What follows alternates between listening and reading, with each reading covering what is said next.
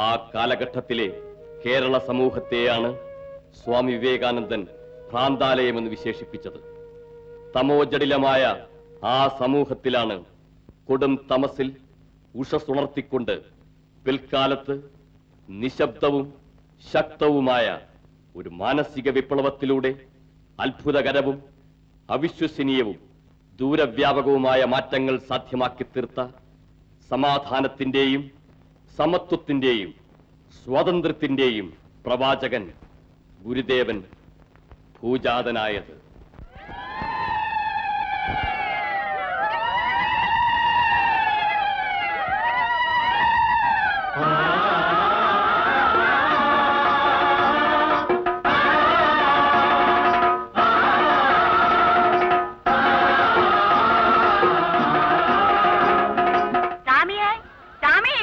ഇവൻ എവിടെ പോയി കിടക്കുന്നോ എന്തോ? ഞാനിവിടെ ഉണ്ടേ. ഞാൻ എത്ര നേരമായി വിളിക്കുന്നു. എന്തായി?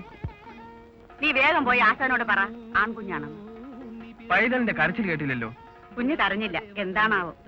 നീ വേഗം പോയിട്ട് വാ.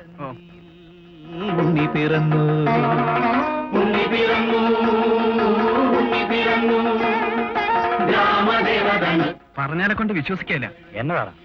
പൈതൽ കരഞ്ഞില്ലെന്നേ. കരഞ്ഞില്ലേ? അതിലെന്താണ് അത്ഭുതം? ജന്മനാ ജ്ഞാനികൾ കരയാറില്ല. സംശയിക്കേണ്ട, അവതാരം തന്നെ. അതാ നോക്കൂ, ആകാശത്തിലേക്ക്. കാണുന്നില്ലേ ദിവ്യപ്രകാശം?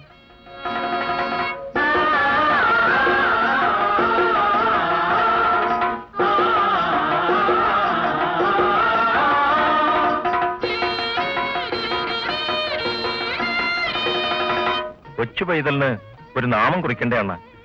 അളിയന്റെ ആദ്യ സന്തതിയല്ലേ, മനസ്സിൽ എന്തെങ്കിലും പേര് നിരീച്ച് കാണും ഇല്ലേ? ഏയ് ഒന്നുമില്ല, അനന്തരം ഒരു പേര് അമ്മാവന്മാർ അതിനെ നിശ്ചയിച്ചാൽ മതി. എന്നാ ഞാനൊന്ന് ധ്യാനിച്ചു നോക്കട്ടെ. ഓം നമോ നാരായണായ നമഃ. നാരായണ ശബ്ദമാണ് മനസ്സിൽ തോന്നിയത്.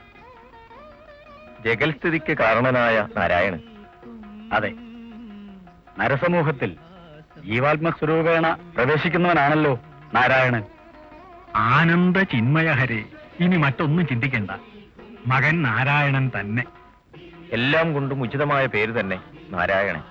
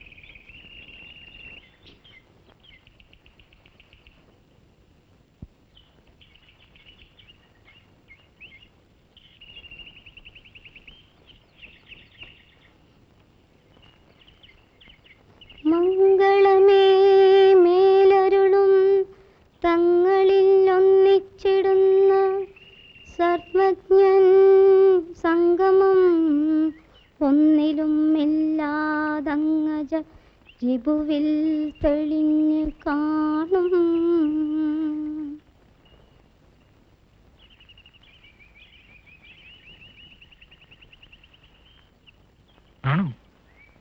സ്തോത്രം എവിടുന്ന് പഠിച്ചു?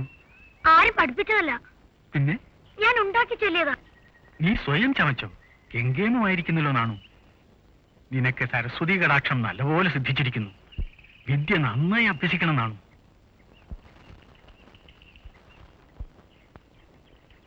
ഏതമേകേ വദന്ത്യഗ്നിം മനുമന്യേ പ്രജാപതി ഇന്ദ്രമേകേ പരേ പ്രാണം അവരേ ബ്രഹ്മശാശ്വതം. ഇനി മൂന്ന് ചൊല്ലിക്ക്. ഏതമേകേ വദന്ത്യഗ്നിം മനുമന്യേ പ്രജാപതിം ഇന്ദ്രമേകേ പരേ പ്രാണം അവരേ ബ്രഹ്മശാശ്വതം. അച്ഛാ, ജാതി എന്നാൽ എന്താണ്? പലരും പല ജാതിക്കാരാണെന്ന് പറയുന്നു. എല്ലാവരും മനുഷ്യരല്ലേ? എല്ലാവരും മനുഷ്യർ തന്നെ. പക്ഷെ അവരെ അറിയപ്പെടുന്നത് ബ്രാഹ്മണർ, ക്ഷത്രിയർ, നായന്മാർ, ഈഴവർ, പറയർ, പുലയർ എന്നീ പേരുകളിലാണ്. ഇവരിൽ ബ്രാഹ്മണർ, ക്ഷത്രിയർ, നായന്മാർ എന്നിവർ ഉയർന്ന ജാതിക്കാരെന്നും ഈഴവർ, പറയർ, പുലയർ, കുറവർ, വേടർ എന്നിവർ താഴ്ന്ന ജാതിക്കാരെന്നുമാണ് സങ്കല്പം. എന്തിനാ താണ ജാതിക്കാരെന്നും ഉയർന്ന ജാതിക്കാരെന്ന് കരുതുന്നത്? അത് പണ്ട് മുതൽക്കേ ആചരിച്ചു വരുന്നതാണ്. അത് മാറ്റാൻ മനുഷ്യൻ വിചാരിച്ചാൽ മാത്രമേ കഴിയൂ.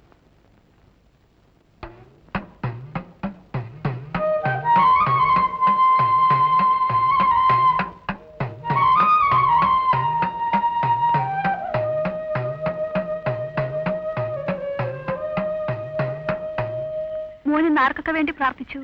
എല്ലാവർക്കും വേണ്ടി പ്രാർത്ഥിച്ചു. അമ്മയോ? അമ്മ മോന് വേണ്ടി പ്രാർത്ഥിച്ചു. അവരോടുന്ന കാണുമ്പോൾ കഷ്ടം തോന്നുന്നു അമ്മേ. അവർക്ക് തീണ്ടലുണ്ട്, അതാണ് അവർ നമ്മളെ കാണുമ്പോൾ അകന്നു പോകുന്നത്. അവരോട് പറയണം ഓടരുതെന്ന്. അത് ആചാരമാണ് മോനെ. ഓടിയാ മോനെ, വേഗം വാ, വേഗം വാ.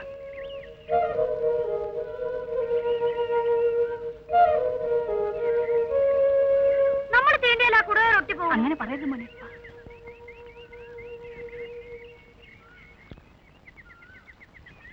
എന്താ മോനെ?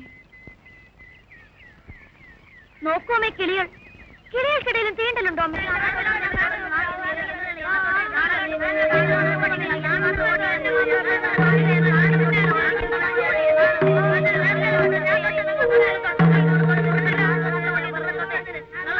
ഞാൻ പറയുന്നത് അനുസരിക്കില്ല. പുലയച്ചാളെ കഴിയുമ്പോൾ നിന്നെ ഞാൻ ശാസിച്ചു, എന്നിട്ട് നിർത്തിയില്ല. എന്നിട്ട് ഇപ്പൊ പുലയച്ചെറുക്കന്മാരെ കുളിപ്പിച്ചു കൊടുക്കുന്നു. പുലയച്ചെറുക്കന്മാരുള്ള നിന്റെ ഒരു സ്നേഹം ഇനിയും ഇത് ആവർത്തിച്ചാൽ ഓ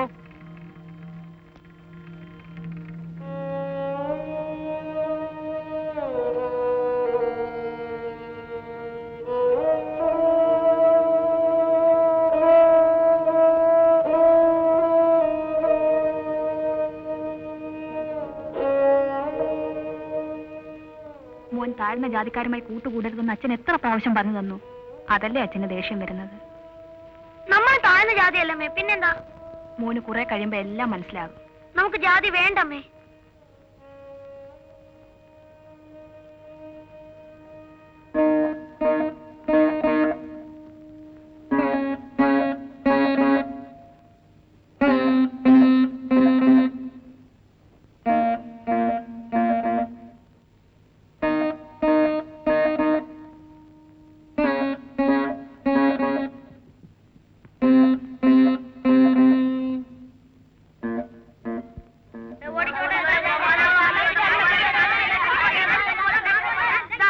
നമുക്ക് ഈ പഴം കഴിച്ചിട്ട് കളിക്കാം. നിനക്ക്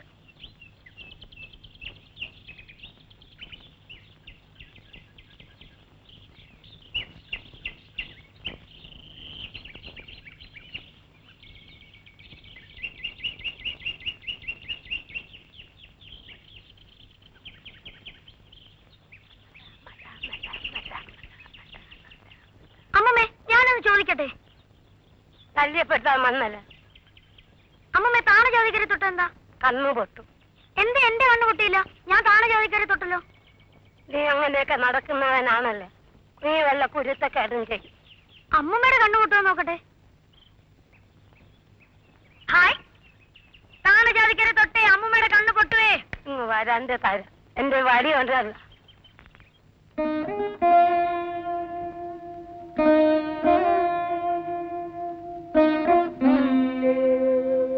മോൻ ഇതൊക്കെ വായിച്ചാൽ മനസ്സിലാവൂ.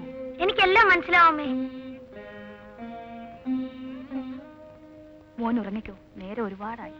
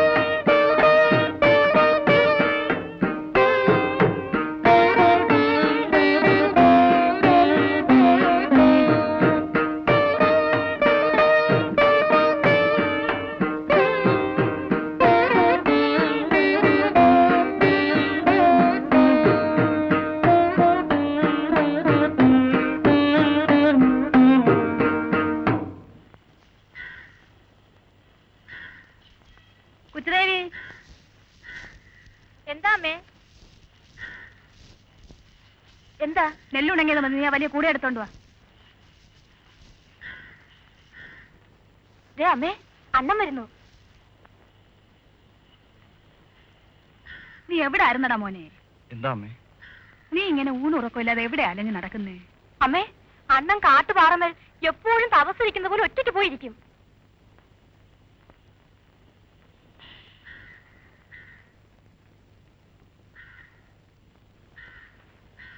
എന്ത് ചോദിച്ചാലും മിണ്ടാട്ടമില്ല. ഇങ്ങനെയുണ്ടോ പൈതങ്ങള്? ആ, നീ നെല്ലെല്ലാം വാരി എടുക്ക്. കൊച്ചുമാതെ കൂടെ വിളിച്ചോ. അവൾ എവിടെ? ഞാനിവിടെ ഉണ്ടമ്മേ. എന്താ അമ്മേ? ഞാൻ ചോറെടുത്ത് കൊടുക്കട്ടെ, അവനൊന്നും കഴിച്ചു കാണി. ഇവിടുന്ന് ഇങ്ങനെ ഇരുന്നാ മതിയോ? പിന്നെ എന്തോ വേണമെന്ന്? നിങ്ങളുടെ മകൻ നാണു ഇപ്പൊ നനച്ച നേരത്ത് വരണണ്ട. അവൻ നാട് നിങ്ങളെ അലഞ്ഞു നടക്കുക. എല്ലാരും ഇപ്പൊ എന്താ വിളിക്കുന്നതെന്ന് അറിയുവോ? നാണു ഭക്താന്ന്. പിള്ളേരും നാട്ടുകാരും കളിയാക്കയ. ഇനി ഭസ്മക്കുറി ഇട്ട് ഭാണ്ഡവം എടുത്താ മതിയെന്ന്. ഇതെന്തൊരു കേളിയാ. ഇവിടുന്നാണെങ്കിൽ ഇതൊന്നും കണ്ടില്ലെന്ന് വിചാരിച്ച് നടക്കുക. ഞാനും ഇതൊക്കെ കാണുന്നുണ്ട് കുട്ടി. നാണു നമ്മുടെ മകനാന്ന് കരുതണ്ട. അവൻ ഇവിടെ എങ്ങും നിൽക്കുകയില്ല. എങ്കിലും അവന് വേണ്ടി ഒരു മുറി കളിയാൽ വൃത്തിയായി സൂക്ഷിക്കണം. അല്ല, അപ്പൊ മകൻ സന്യാസിയായിക്കൊള്ളട്ടെന്നാണോ പറയണത്? അതല്ല, വെറുതെ കാര്യം അവനോട് എന്തെങ്കിലും പറഞ്ഞിട്ട് കാര്യമില്ല. പിന്നെ അവനെ കൊണ്ട് എന്തെങ്കിലും തൊഴിൽ ചെയ്യിപ്പിക്കണം. കൃഷി നല്ലതാണ്. മണ്ണുമായൊരു ബന്ധമുണ്ടായാൽ ജീവിതത്തോടും ബന്ധമുണ്ടാവും.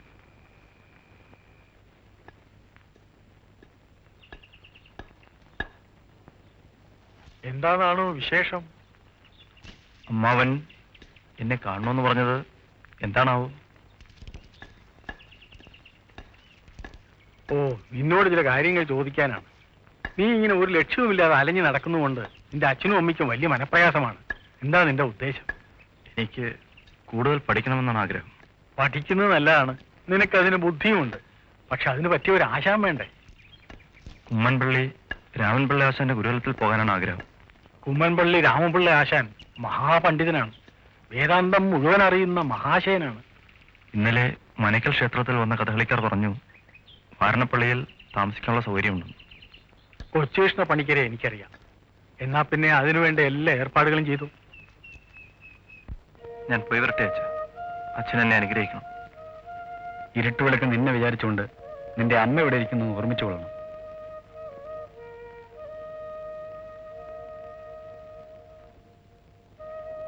ഞാൻ പോയി വരട്ടെ അമ്മേ. എന്റെ മനക്കൽ ഭഗവതി, എന്റെ കുഞ്ഞിനെ കാത്തോളണേ.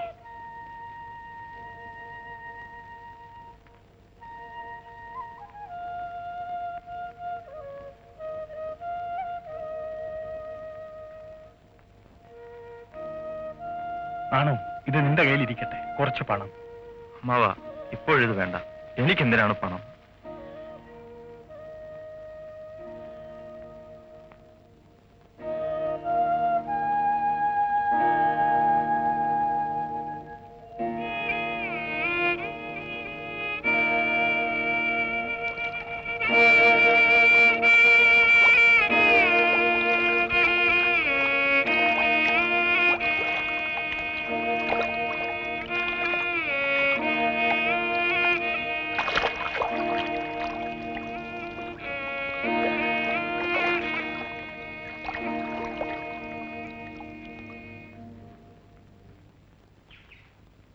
കുമ്മൻപള്ളി രാമൻപിള്ളി ആശാന്റെ വീട് ഏതാ? ദാ അവിടെ. ഓ,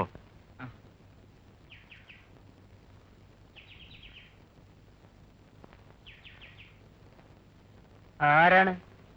ആശാനെ കാണാൻ ചെമ്പഴത്തിയിൽ നിന്ന് വരികയാണ്. പേര് നാരായണൻ. താമസിക്കാൻ വന്നതാണോ? അതെ. കൊച്ചുകൃഷ്ണപ്പണിക്കർ ആശാനുണ്ടോ? ആശാൻ പൂമുഖത്ത് കാണും, അവിടേക്ക് വെക്കോളൂ. ശരി.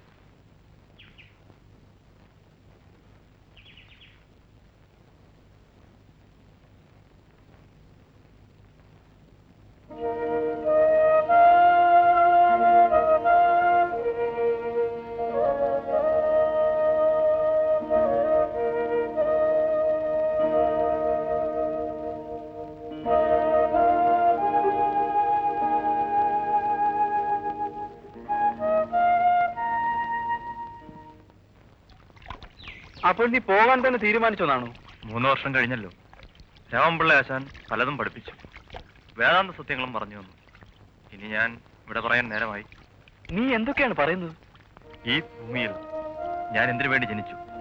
ഇവിടെ എന്റെ കർമ്മം എന്താണ്? എനിക്ക് മനസ്സിലാകുന്നില്ല. ഞാൻ നിനക്ക് മനസ്സിലാവുന്നു പറയാം. ഞാൻ എന്നെ കെട്ടിയിടുന്ന ബന്ധങ്ങളിൽ നിന്ന് വിട്ടുപോകാൻ ആഗ്രഹിക്കുന്നു. സത്യത്തിനു വേണ്ടി, വെളിച്ചത്തിനു വേണ്ടിയുള്ള അന്വേഷണം, അതാണ് ഇനി എന്റെ വഴി. നാണു, ഇനി ഞാൻ നിന്നെ എന്ന് കാണും? അറിയില്ല. നീ ആശാനോട് യാത്ര ചോദിച്ചോ? ചോദിക്കണം.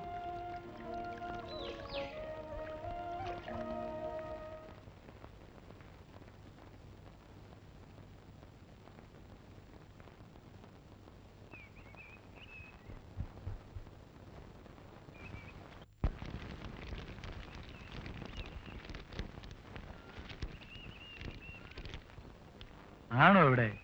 അണ്ണനെ കണ്ടില്ല. വല്ല ആൽത്തറയിലോ കടൽക്കരയിലോ ചെന്ന് കിടക്കുന്നുണ്ടാവും.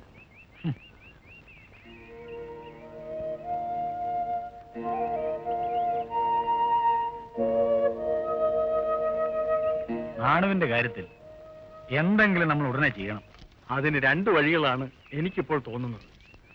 ആദ്യം അവനൊരു തൊഴിൽ ഏർപ്പെടുത്തണം, പിന്നെ പതുക്കെ ഒരു കല്യാണം. അപ്പോ തനിയെ ധ്യാനവും ഈ ഭജനയും ഊരു ചുറ്റലും ഒക്കെ കുറയും. അളിയൻ നിശ്ചയിച്ചു. എനിക്ക് യാതൊരു അഭിപ്രായ വ്യത്യാസവുമില്ല. അതിരിക്കട്ടെ, നാണുവിന് എന്ത് തൊഴിലേർപ്പെടുത്തും? അതിന് ഞാൻ വഴി കണ്ടിട്ടുണ്ട്. അവൻ പഠിച്ചവനല്ലേ, പഠിക്കുന്നത് പഠിപ്പിക്കാനാണ്. നാണുവിനത് ഇഷ്ടവുമാണ്. അതിന് പള്ളിക്കൂടം വേണ്ടേ? അതിനും വഴി കണ്ടിട്ടുണ്ട്. ആ കിഴക്കോർത്ത പുരയിടത്തിൽ ഒരു കുടിപ്പള്ളിക്കൂടം കിട്ടാം, അവിടെ ഇരുന്ന് പഠിപ്പിക്കട്ടെ. ഏറ്റവും നല്ല അഭിപ്രായം തന്നെ. എന്നാൽ നാണുമായി സംസാരിച്ച് അതങ്ങ് ചെയ്യാം.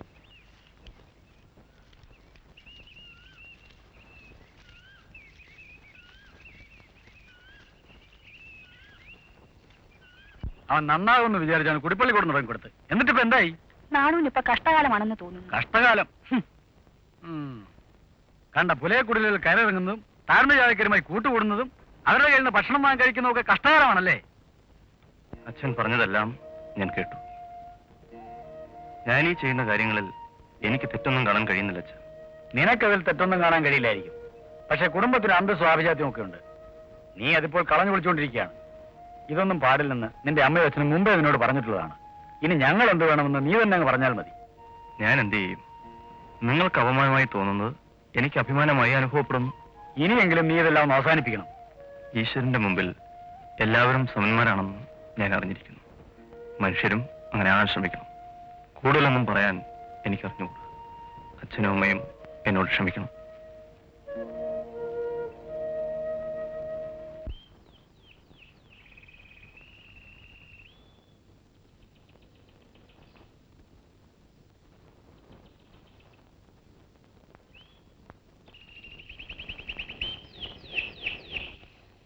മോളെ, ധാരാ വന്നിരിക്കുന്നോ നോക്കിക്കേ.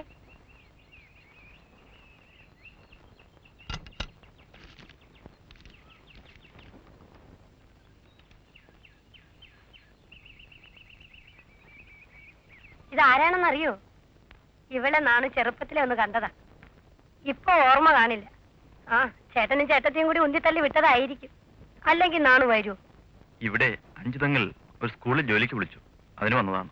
എന്നാൽ ഇന്നിവിടെ തന്നെ താമസിക്കേ. അല്ല, അഞ്ചുതങ്ങൾ ഒരു ചങ്ങാതിയെ കണ്ടിട്ടാണ് വന്നത്. തിരിച്ചെല്ലാമെന്ന് പറഞ്ഞു. അയാൾ കാത്തിരിക്കും. അപ്പോഴും ഇവിടെ താമസിക്കാലോ. എപ്പോഴാ ജോലിക്ക് പോകേണ്ടത്? നാളെ രാവിലെ. ഞാൻ പോട്ടെ.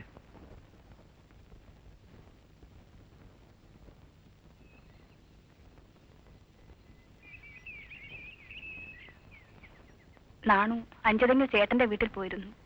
എനിക്ക് അപ്പോഴേ വിചാരം തോന്നിയതാ, നമ്മൾ എന്തിനാ കൂടുതൽ നടന്ന് അന്വേഷിക്കുന്നത്. എനിക്കും അങ്ങനെ തോന്നുന്നു. നാണു കാളിക്കുട്ടിയെ കണ്ടിരിക്കുമല്ലോ.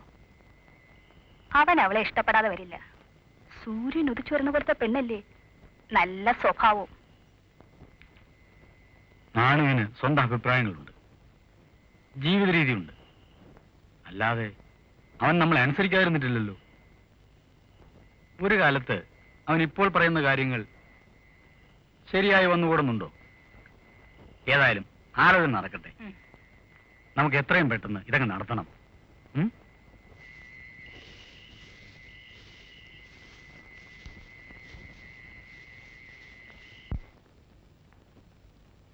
അണ്ണൻ അറിഞ്ഞോ? എന്താ? അച്ഛനും അമ്മയും കൂടെ അണ്ണന്റെ കല്യാണക്കാരി നിശ്ചയിച്ചു. 5 തെങ്ങിലെ കാളിച്ചേച്ചിയെ അടുത്ത മാസം ഞങ്ങൾ പോയി പുടവ കൊടുക്കും. അണ്ണൻ എന്താ ഒന്നും മിണ്ടാത്തത്? നീ ഒന്ന് അകത്ത് പോവച്ചു ദേവി. ഞാൻ ഇനി അണ്ണനോട് ഒന്നും പറയില്ല.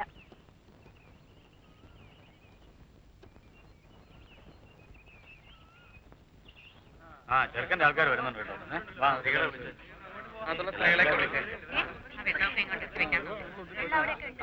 വരണം. നമസ്കാരം. പായെല്ലാം എടുത്തിരിക്കും അവിടെ. എല്ലാവർക്കും എടുത്തോണ്ടിരിക്കാം.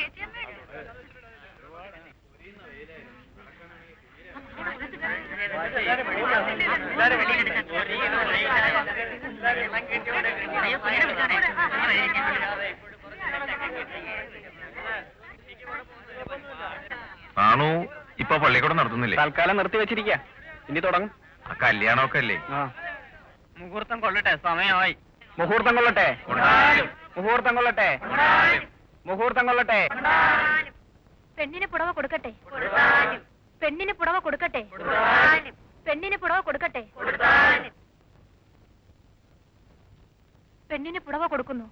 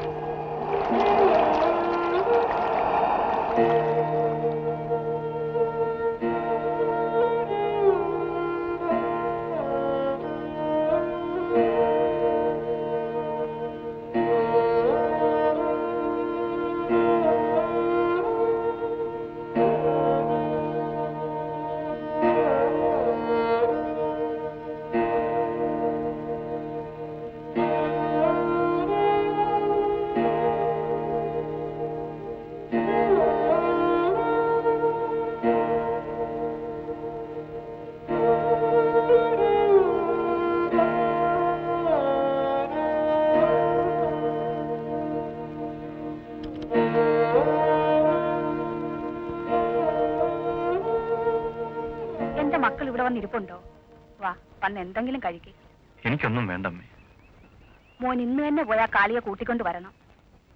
പുടവ കൊടുക്കാൻ പെങ്ങന്മാർ മതി, പക്ഷെ പാണിഗ്രഹണത്തിന് നീ തന്നെ പോകണ്ടേ?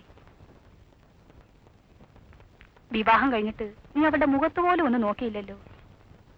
ഇല്ലെങ്കിൽ അവളുടെ ദുഃഖം ഈ തറവാട്ടിന്മേൽ ഒരു ശാപമായി വീഴും. അവൾ ദുഃഖിക്കാതിരിക്കുകയല്ലേ അമ്മയ്ക്ക് ആവശ്യം? ശരി.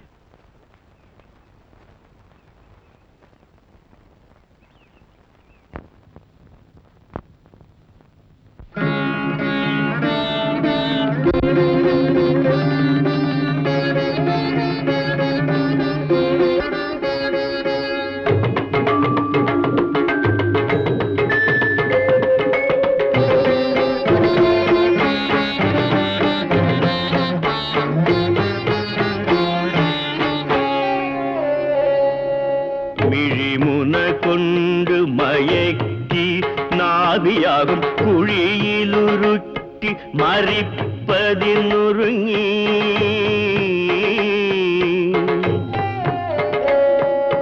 മിഴിമുന കൊണ്ട് മയക്കി നാവിയാകും കുഴിയിലുരുട്ടി മരിപ്പതിനുറുങ്ങി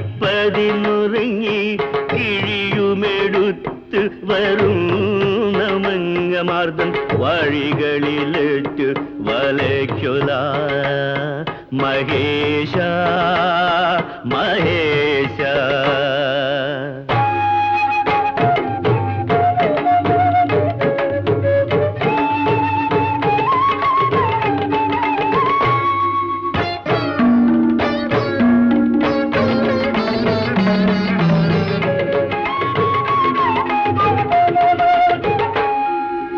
തലമുടി കോതി മുടിഞ്ഞു തക്കയിട്ട്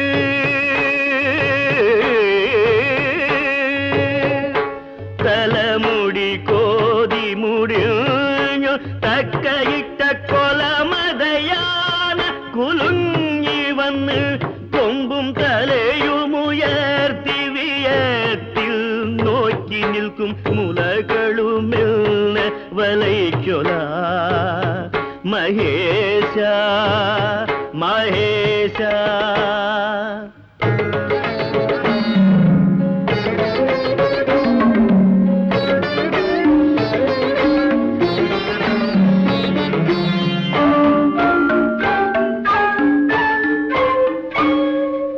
കുരുവുകൾ പോലെ കുരുത്ത് മാർവിടത്തിൽ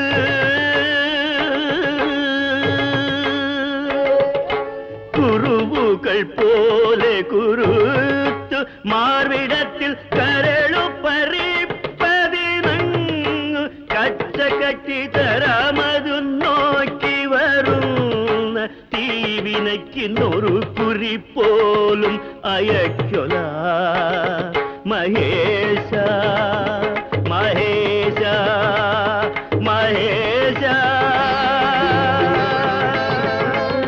മഹേശ മഹേശ മഹേശ മഹേശ മഹേശ മഹേശ മഹേശ.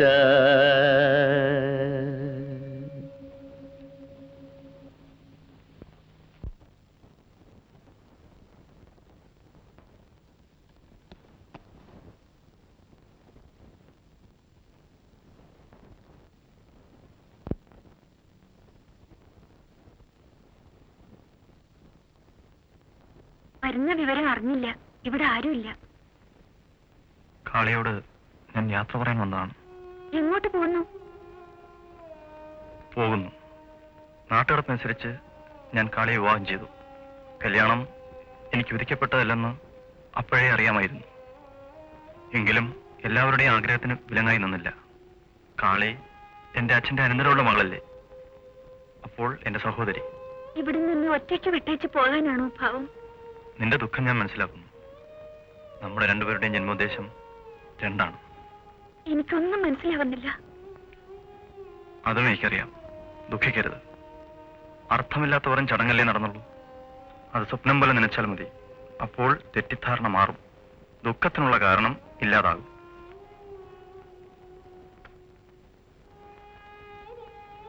ഞാൻ പോവുകയാണ്. അമ്മയോട് യാത്ര ചോദിച്ചതായി പറഞ്ഞേക്കൂ.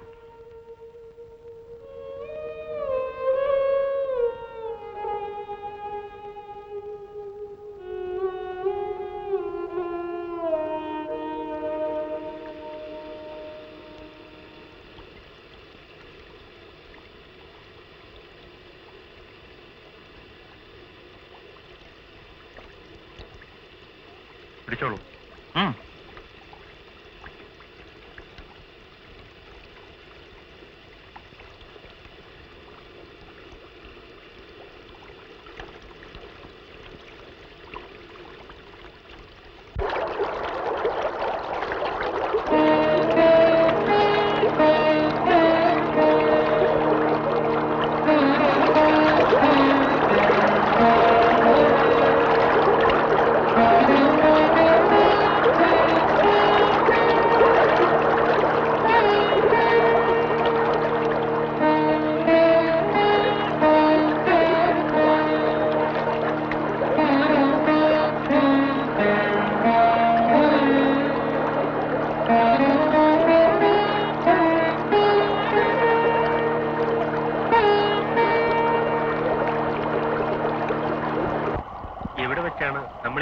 കണ്ടിട്ടുള്ളത്?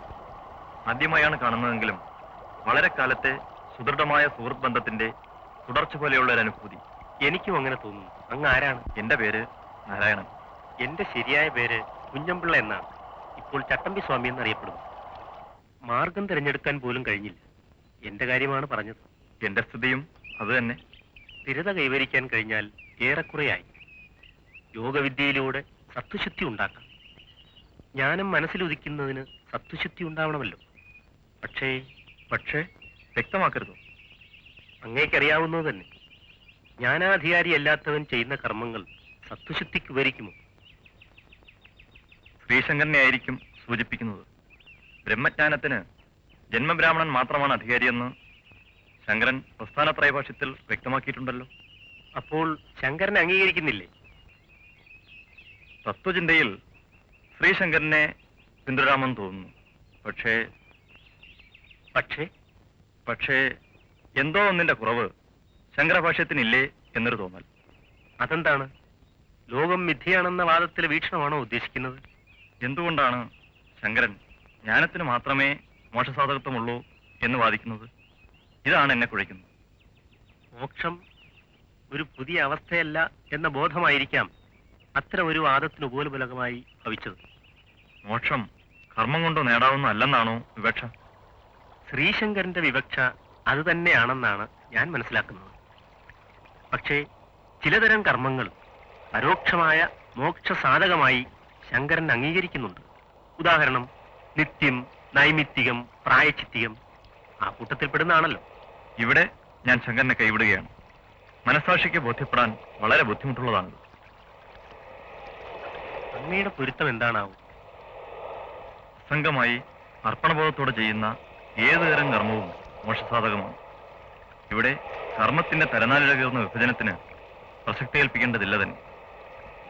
ഭഗവാൻ കൃഷ്ണന്റെ ചതുർമാർഗോപദേശത്തിലും കർമ്മത്തിനാണല്ലോ പ്രാമാണ്യത കൽപ്പിച്ചിട്ടുള്ളത്. കർമ്മബന്ധം നിലനിൽക്കുന്നിടത്തോളം മോക്ഷസാധകം സാധ്യമാവില്ലല്ലോ. കർമ്മം ചെയ്തുകൊണ്ട് തന്നെ കർമ്മബന്ധം മറക്കാൻ കഴിയില്ലേ?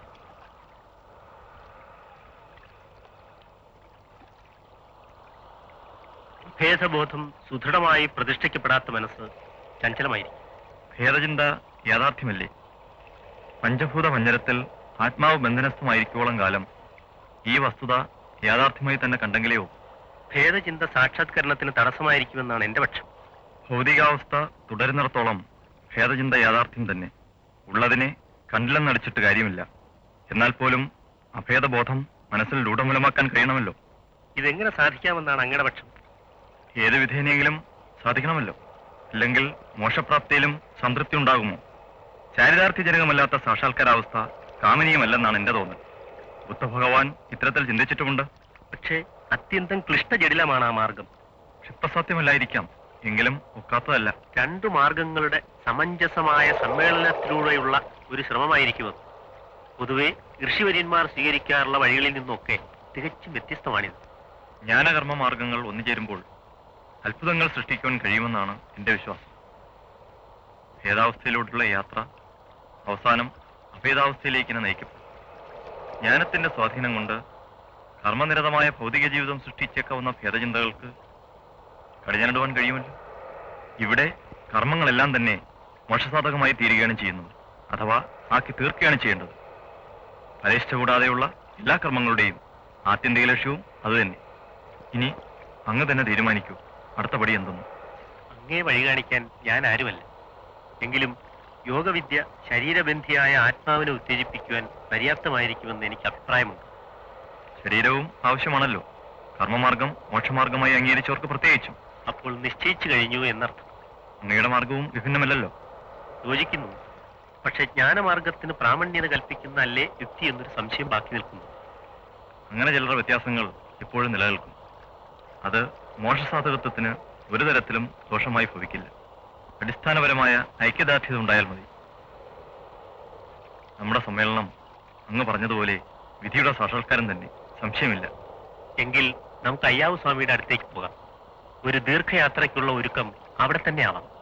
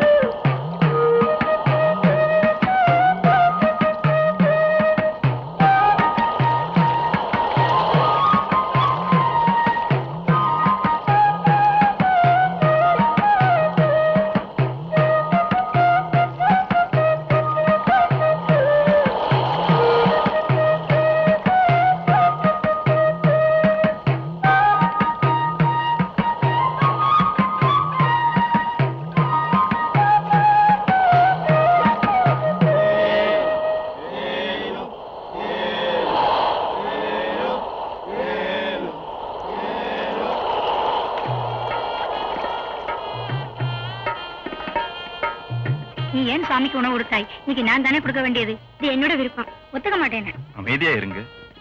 உங்க எல்லோருடைய உணவும் எனக்கு ஒண்ணுதானே. என் பசி அடங்கணும், அதுதானே உங்கள் விருப்பம்.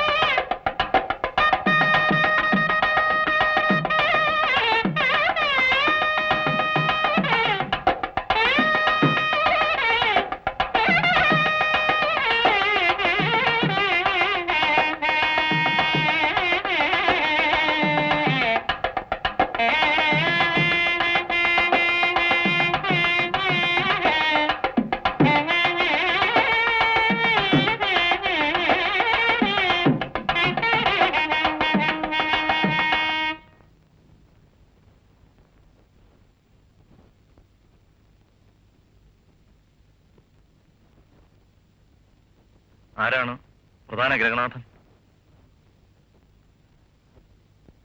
കെട്ടുകല്യാണം ആവശ്യമുള്ളതല്ല. നാം ഇതേപ്പറ്റി പലപ്പോഴും ജനങ്ങളെ അറിയിച്ചിട്ടും ഇതേവരെ നിങ്ങളാരും അത് വേണ്ട പോലെ കേൾക്കുന്നില്ലല്ലോ. നിങ്ങളുടെ ഗുണത്തിനായിട്ടാണ് പറയുന്നത്.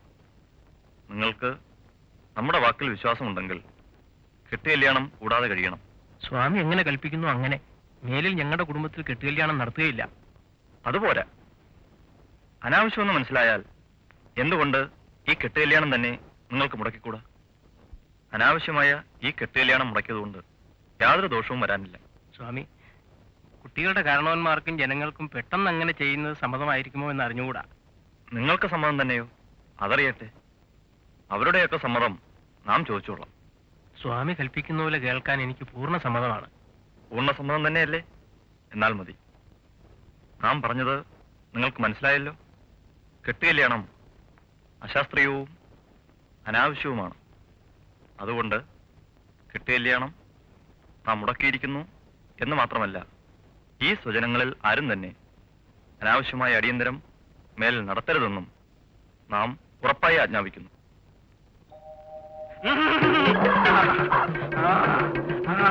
ഞാൻ ആരാണെന്നറിയാമോ? അറിയില്ല.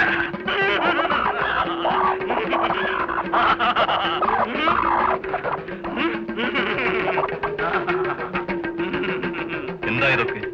നമുക്കൊന്നും മനസ്സിലാകുന്നില്ലല്ലോ. കോഴിക്കുരുതി. ഇവിടെ ഇതൊക്കെയാണേ വഴിപാട്. ആണ്ടുതോറും നടക്കാറുണ്ട്.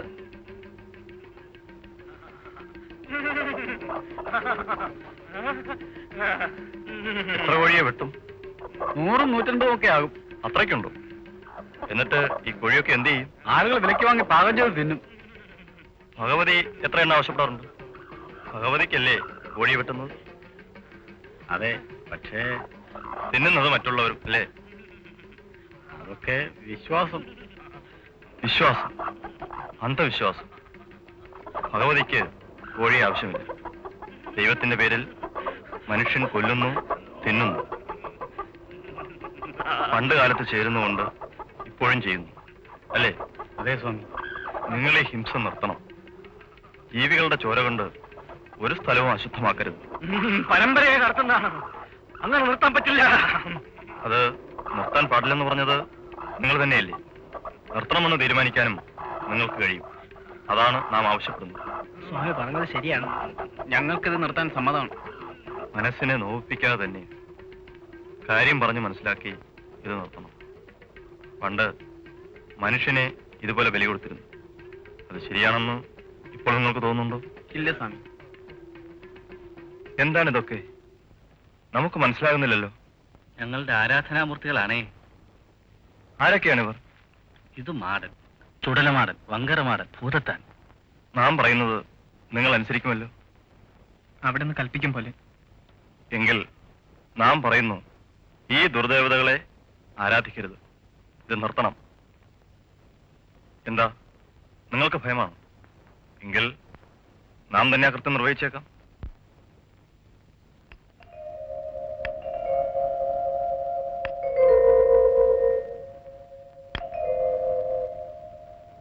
സാത്വികമായ രീതിയിൽ നമുക്ക് പൂജാകർമ്മങ്ങൾ ഇവിടെ നടത്തുവാനുള്ള ഏർപ്പാടുകൾ ചെയ്യാം. ഞാൻ പൽപ്പുവാണ്.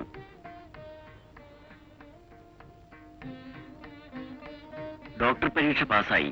തിരുവനന്തപുരത്താണ് വീട്. കൂടുതൽ പറയണ്ട, എല്ലാം അറിയുന്നുണ്ട്. പൽപ്പുവിന്റെ പ്രവർത്തനങ്ങൾ നാം സസത്വം മനസ്സിലാക്കിക്കൊണ്ടിരിക്കുകയാണ്. ഈഴവനായതുകൊണ്ട് തിരുവിതാംകൂറിൽ ജോലി കിട്ടിയില്ല. കേരള ജീവിതത്തിൽ ഒരു ശുദ്ധീകരണം അനിവാര്യമാണ്. അതിന് വിപുലമായ സംഘടന ഉണ്ടാവണം. ഞാനതിന് ശ്രമിച്ചു, വിജയിച്ചില്ല. ഈ അരുവിപ്പുറത്ത് അതിന് വെളിച്ചവും ശക്തിയും ഉണ്ടാവുമെന്ന് ഞാൻ അറിഞ്ഞു. ഗുരുദേവന്റെ ആജ്ഞാനുസരണം കർമ്മപരിപാടികൾ മുന്നോട്ട് കൊണ്ടുപോകണം. ഇതാണ് എന്റെ ആഗ്രഹം. മർദ്ദിതരും നിന്ദിതരുമായ ഈഴവ മഹാജനം സ്വാമിയുടെ കൂടെയുണ്ട്. നമുക്ക് കൂടുതൽ ആലോചിക്കാനില്ല. പൽപ്പുവിന്റെ ആഗ്രഹത്തിന് ഇവിടെ നമുക്ക് രൂപം നൽകാം.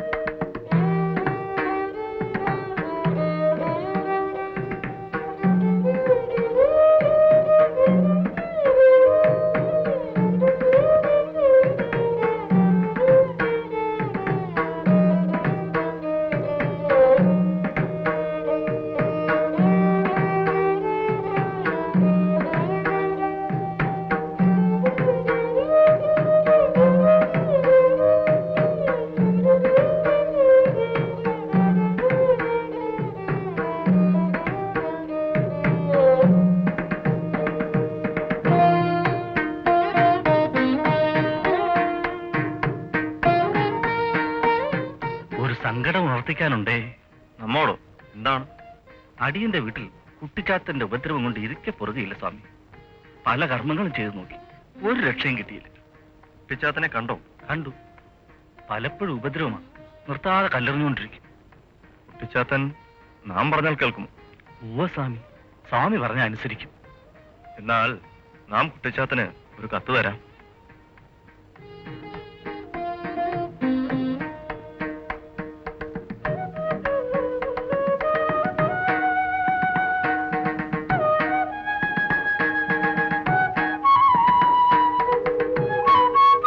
എന്തുകൊണ്ട് നിങ്ങൾക്ക് ജന്തുബലി നിർത്തിക്കൂടാ? ജന്തുബലി നിർത്താൻ ഞങ്ങൾക്ക് വിരോധമുണ്ടായിട്ടല്ല സ്വാമി.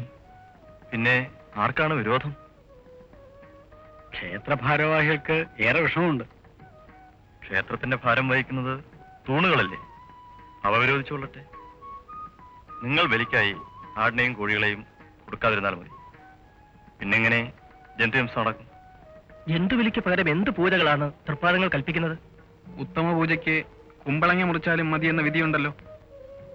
ബലി കൊടുക്കുന്ന വ്യക്തിയുടെ പുത്രന്റെ കഴുത്തറുത്ത് ബലി കൊടുത്താൽ എന്താണ്? അങ്ങനെ നടത്താൻ ഒരുങ്ങിയതായി ബൈബിളിൽ ഒരു കഥയില്ലേ? കുമ്പളങ്ങയോ ആടോ കോഴിയോ യാതൊന്നിനെയും ബലി നൽകേണ്ടതില്ലെന്നാണ് നമ്മുടെ പക്ഷം. ആരാധകന്റെ ഭക്തിനിർഭരമായ മനസ്സുകൊണ്ടുള്ള പൂജ മാത്രം മതി, ബലിയേ വേണ്ട. അവിടുത്തെ അഭിപ്രായം അനുസരിച്ച് പ്രവർത്തിച്ചു കൊള്ളാം. എന്താ പേര്? കൃഷ്ണൻ. കച്ചവടം മോശമാണല്ലേ? അതെ സ്വാമി, അത് പറയാനാണ് ഞാൻ വന്നത്. ഇതാ, ഇത് കയ്യിലിരിക്കട്ടെ. കച്ചവടമൊക്കെ അഭിവൃദ്ധിപ്പെടും.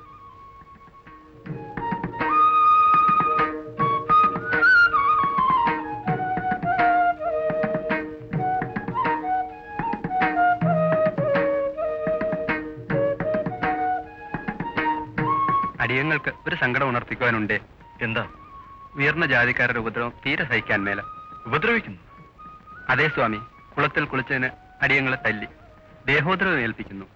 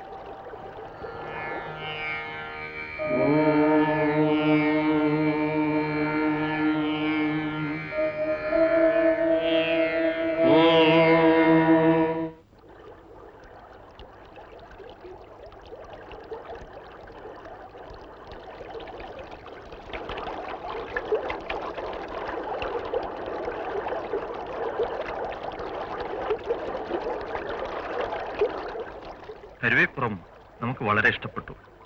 പ്രകൃതിദേവി അനുഗ്രഹിച്ച സ്ഥലം എന്തുകൊണ്ടും ധന്യമാണ്, അല്ലേ?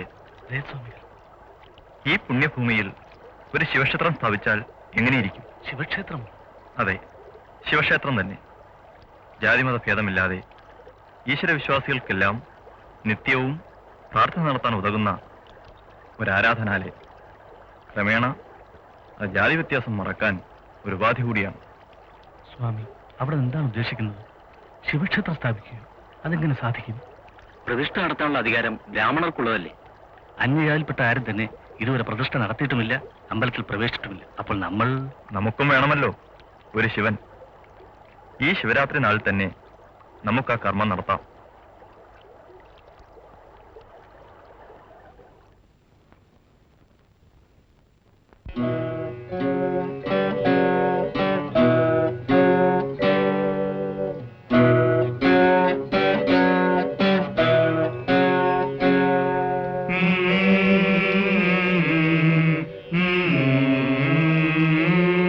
ശിവശങ്കര ശർവശരണ്യ വിഭോ ഭവ സങ്കടനാശന പാഹി ശിവ കവി സന്തതി സന്തതവും തൊഴുമെൻ നവനാടകമാടുമരുമ്പൊരുളേ.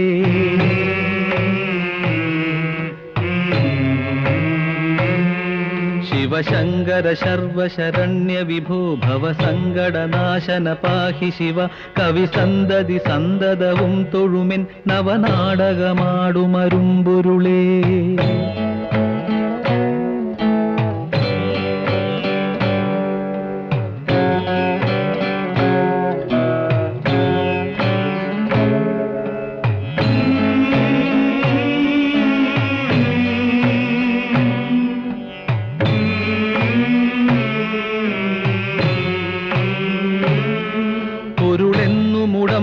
മക്കളുയിർത്തിരളെന്നും ഇതൊക്കെ അനർത്ഥകരം കരളിന്ന് കളഞ്ഞ് കരും കടലിൽ പുരളാതെ പൊതിഞ്ഞു പിടിപ്പത് നീ.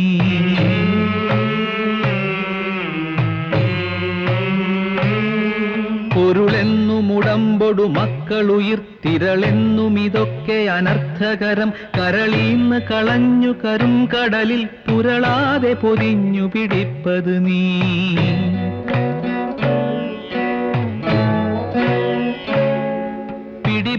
പുരണ്ടു മറിഞ്ഞു പിണക്കുടിയിൽ കുടികൊണ്ടു ഗുണങ്ങളോടും കുടികൊണ്ടു കുടിക്കുമരും കുടി നീരടി തട്ടിയകത്ത് നിറഞ്ഞിരി നീ.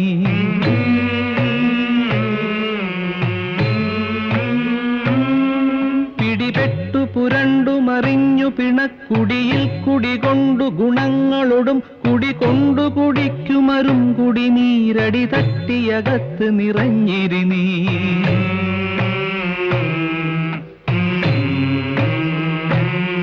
കളമുണ്ടു കറുത്തതു നീ ഗരളം കളമുണ്ടതു കൊണ്ടു കൃപാനിധിയെ കളമുണ്ടൊരു കൊണ്ടലൊടൊത്ത കടൽ കളവുണ്ടൊരു സീമ നിനക്ക് നഹി.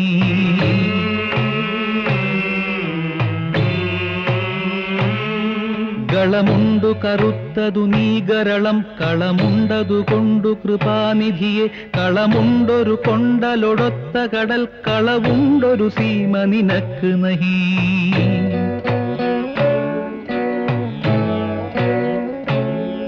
കനിവെന്നിലിരുത്തി അനങ്കരസക്കനി തട്ടിയെറിഞ്ഞു കരം കഴുകി തനി മുക്തി പഴുത്തു ചൊരിഞ്ഞൊഴുകും കനകക്കൊടിയെ കഴലേകുക നീ.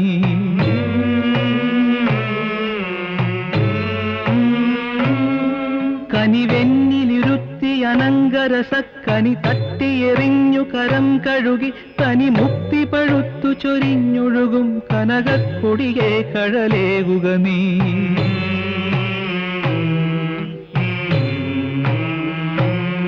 ശിവശങ്കര ശർവശരണ്യ വിഭോ ഭവ സങ്കടനാശന പാഹി ശിവ കവി സന്തതി സന്തതവും തൊഴുമെൻ നവനാടകമാടുമരുമ്പൊരുളേ. ശിവശങ്കര ശിവശങ്കര ശിവശങ്കര ശിവശങ്കര ശിവശങ്കര ശിവശങ്കര ശിവശങ്കര ശിവശങ്കര ശിവശങ്കര ശിവശങ്കര ശിവശങ്കര ശിവ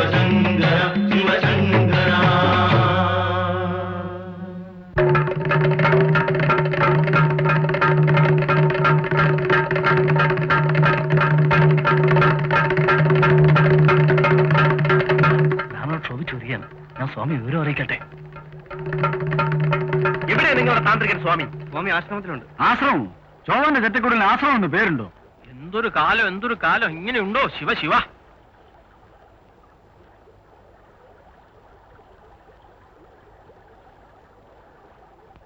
നിങ്ങൾ എന്താണ് ഈ ചെയ്തിരിക്കുന്നത്? ചണ്ടാളനായ ഈഴവൻ ശിവലിംഗം പ്രതിഷ്ഠിക്കുകയോ? ശിവ ശിവ! നിങ്ങൾ അധർമ്മിയാണ്. പ്രായച്ചിത്തമില്ലാത്ത മഹാഭാവമാണ് നിങ്ങൾ ചെയ്തിരിക്കുന്നത്. ഹൈന്ദവ ആചാരപ്രകാരം ഗളച്ഛേദം ചെയ്യേണ്ട കുറ്റമാണ് നിങ്ങൾക്ക് അറിയില്ലേ? പണ്ട് കാലമായിരുന്നെങ്കിൽ നിങ്ങളുടെ ഉടലിൽ ശിരസ് കാണില്ലായിരുന്നു. മിണ്ടാട്ടമില്ലല്ലോ. കൊള്ളം കൊള്ളം, പഠിച്ച കള്ളൻ. എന്തായാലും പ്രതിഷ്ഠ വെച്ചവൻ തന്നെ എടുത്ത് മാറ്റട്ടെ. മറ്റെന്താണ് വഴി? വരൂ, നമുക്കെടുത്ത് മാറ്റാം. ഈഴവൻ തൊട്ടതിന്റെ ബ്രാഹ്മണർ എടുത്തു മാറ്റുന്നത് നിഷിദ്ധമാണെന്ന് നിങ്ങൾക്കറിയില്ലേ മനുഷ്യ? ഇയാളെ എങ്ങനെ മനുഷ്യനെന്ന് വിളിക്കും? പിശാചിന്റെ പ്രവൃത്തിയില്ലേ ചെയ്തിരിക്കുന്നത്? ശിവ ശിവ! നിങ്ങളെ ഇത്രയധികം വികാരാധീനരാക്കുവാൻ തക്കവണ്ണം ഇവിടെ എന്താണ് സംഭവിച്ചത്? എന്ത് സംഭവിച്ചു എന്നോ? ഇനി എന്താണ് സംഭവിക്കാനുള്ളത്? നിങ്ങൾ ധിക്കാരം പ്രവർത്തിച്ചു കഴിഞ്ഞു. ബ്രാഹ്മണരുടെ മുഖത്ത് നോക്കി ധിക്കാരം പറയാൻ തുടങ്ങിയോ? നിങ്ങളാരും ഇങ്ങനെ ശോഭിക്കേണ്ടതില്ല. നാം ഇവിടെ പ്രതിഷ്ഠിച്ചത് നമ്മുടെ ശിവനെയാണ്, നിങ്ങളുടെ ശിവനെയല്ല. ശിവനുണ്ടോ? ഞങ്ങൾ ശിവലിംഗ പ്രതിഷ്ഠ ചെയ്തുകൊണ്ട് ദൈവം കോപിക്കില്ല. ദൈവത്തിന്റെ മുമ്പിൽ എല്ലാവരും സമന്മാരാണെന്ന തത്വം പ്രാവർത്തികമാക്കുക മാത്രമാണ് ഈ പ്രതിഷ്ഠയുടെ ലക്ഷ്യം. ജാതിമതഭേദ ചിന്തകൾക്കതീതമായി മനുഷ്യരെല്ലാം ഒരേ ദൈവത്തിന്റെ സന്തതികളാണെന്ന വിശ്വാസം അരക്കെട്ടുറപ്പിക്കാൻ ഉതകുന്ന ഒരു മഹാപ്രസ്ഥാനമായി ഈ കൊച്ചാശ്രമം വളരട്ടെ. ഉണർന്നു പിറന്നവർക്കെല്ലാം ഇവിടെ ഈശ്വരാരാധനയിൽ ഏർപ്പെടാം. അവരുടെ ഒരു ഈഴവ ശിവൻ. ശിവ ശിവ! എന്താ, നമ്മെ കാണാൻ വന്നതാണോ? ഞാനവളാണെന്നറിയാമോ? അറിയാമല്ലോ. അവളെവിടോ? വിട്ടാ ഓടികളെ. അവൾ ഓടുമെങ്കിൽ കാണട്ടെ.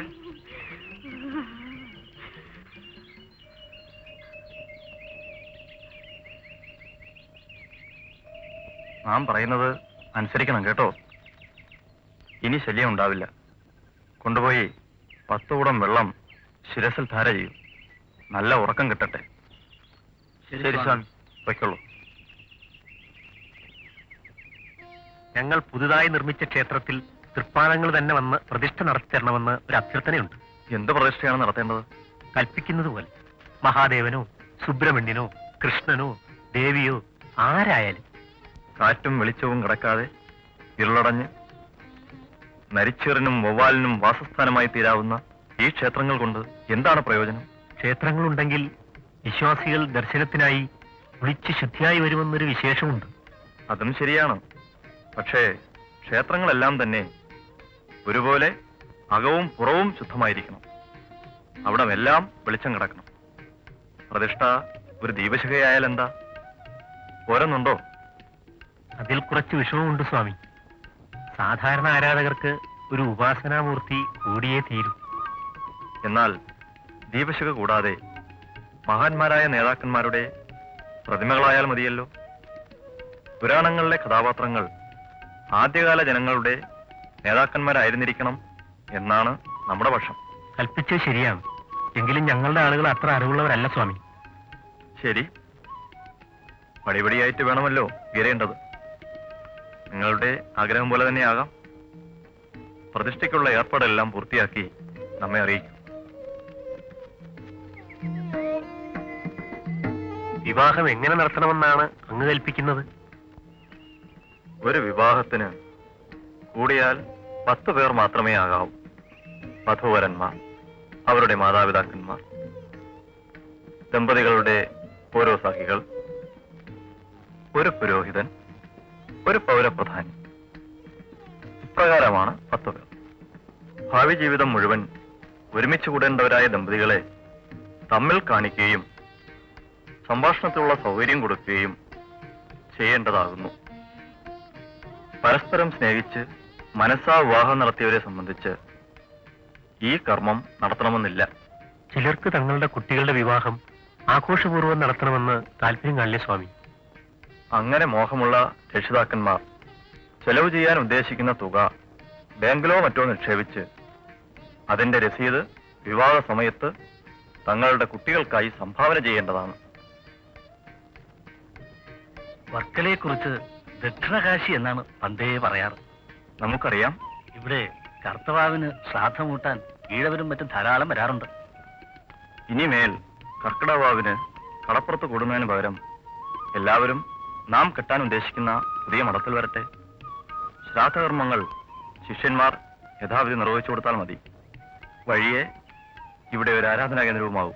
പ്രതിഷ്ഠ എന്താണാവൂ? പ്രതിഷ്ഠ വേണമല്ലേ? ശിവപ്രതിഷ്ഠ തന്നെ ആയിക്കൊള്ളട്ടെ. ഇവിടെ നമുക്ക് ശാരദമഠം സ്ഥാപിക്കാം. ഇവിടെ നിവേദ്യവും എഴുന്നള്ളത്തും ഉത്സവവും അതുപോലെയുള്ള മറ്റു ചടങ്ങുകളും ഒന്നും തന്നെ വേണ്ട. പിന്നെയോ സ്വാമി? ശാരദബിംബം മാത്രം മതി. ഭക്തജനങ്ങൾ സ്തോത്രം ചൊല്ലി ധ്യാനിക്കട്ടെ.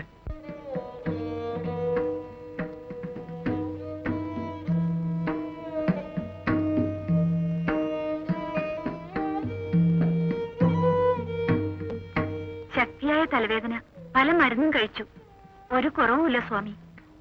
സാരമില്ല, ഒരു കഷായം കഴിച്ചാൽ മതി. പൂന്തോട്ടി വേരും നറനീണ്ടി കിഴങ്ങും പിച്ചിപ്പൂവും 3 കഴഞ്ചെടുത്ത്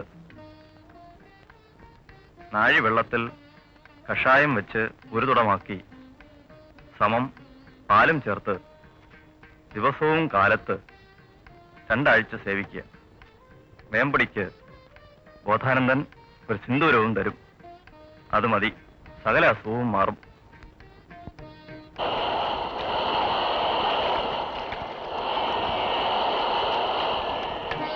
എല്ലാ ക്ഷേത്രങ്ങളിലും ഭക്തജനങ്ങൾക്ക് കയറണം. എല്ലാവരെയും കയറ്റണം. സത്യത്തിനു വേണ്ടിയും നീതിക്ക് വേണ്ടിയും മരിക്കാൻ പോലും മടിക്കരുത്. മനുഷ്യനെ തൊട്ടാൽ മനുഷ്യൻ അശുദ്ധമാകുമെന്ന് വിചാരിക്കുന്നവർക്ക്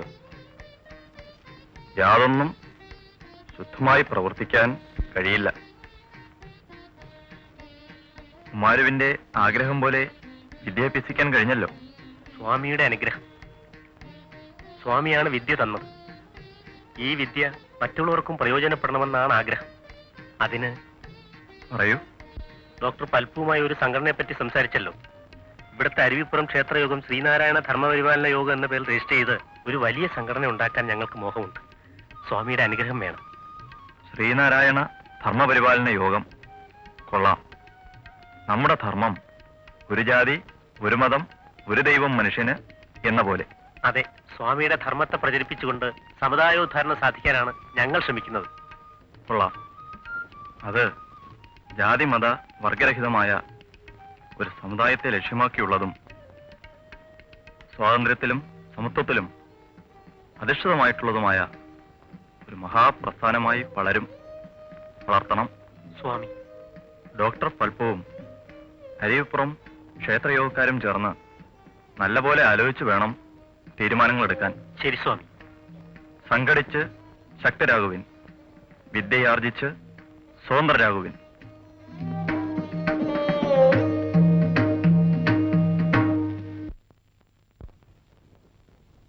സ്വാമി, സ്വാമിയുടെ ഷഷ്ടിപൂർത്തി വളരെ ആഡംബരപൂർവ്വം ആഘോഷിക്കണമെന്ന് ഭക്തജനങ്ങൾ ആഗ്രഹിക്കുന്നു. അതിന്റെ ആവശ്യമുണ്ടോ? വളരെ ചെറിയൊരു ചടങ്ങ് ഈ ആശ്രമത്തിൽ വെച്ച് നടത്തിയാൽ മതി. അവിടുത്തെ കൽപ്പന പോലെ. ഞങ്ങൾ മറ്റ് സ്ഥലങ്ങളിൽ ആഘോഷത്തിനു വേണ്ടി ഗംഭീര ഒരുക്കങ്ങൾ ചെയ്തിരിക്കുകയാണ്. ഓഹോ, അവരുടെ സന്തോഷം അവർ നടത്തട്ടെ.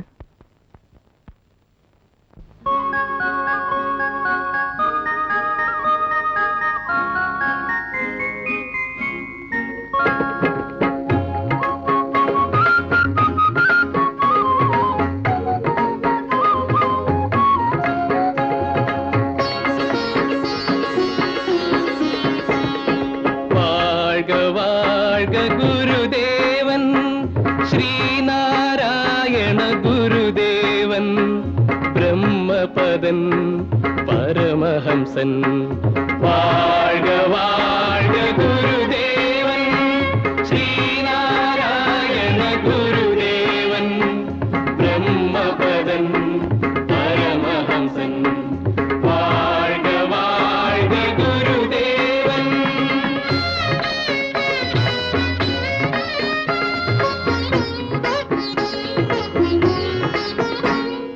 തനുവതഴിഞ്ഞാലുമഴിയാത്തവൻ അവനമരൻ, ജഗമേതഴിഞ്ഞാലുമഴിയാധർമ്മം അതു നൽകിയവൻ.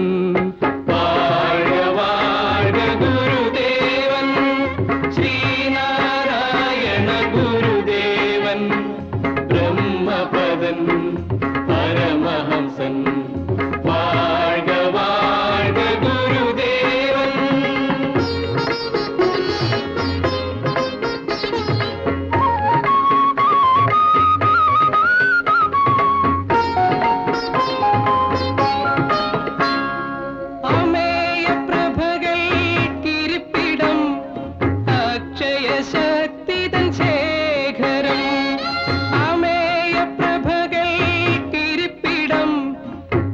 അതിശയശക്തിതൻ ശേഖരം ആലംബഹീനർക്കും ആശ്രയമറ്റോർക്കും ആശയുമൈക്യവും പകർന്നവൻ വാഴ്ക വാഴ്ക ഗുരുദേവൻ ശ്രീനാരായണ ഗുരുദേവൻ ബ്രഹ്മപദൻ പരമഹംസൻ വാഴ്ക വാഴ്ക ഗുരുദേവൻ.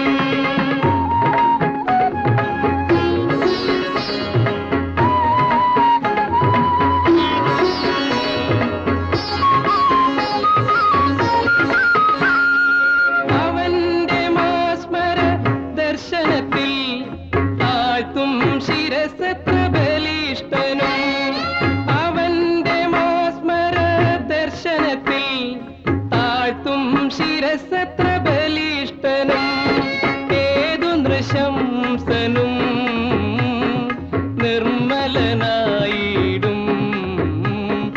ആ പുണ്യഭൂമുഖം കാണുകിൽ വാഴ്ക വാഴ്ക ഗുരുദേവൻ ശ്രീനാരായണ ഗുരുദേവൻ ബ്രഹ്മപദൻ പരമഹംസൻ വാഴ്ക വാഴ്ക ഗുരുദേവൻ.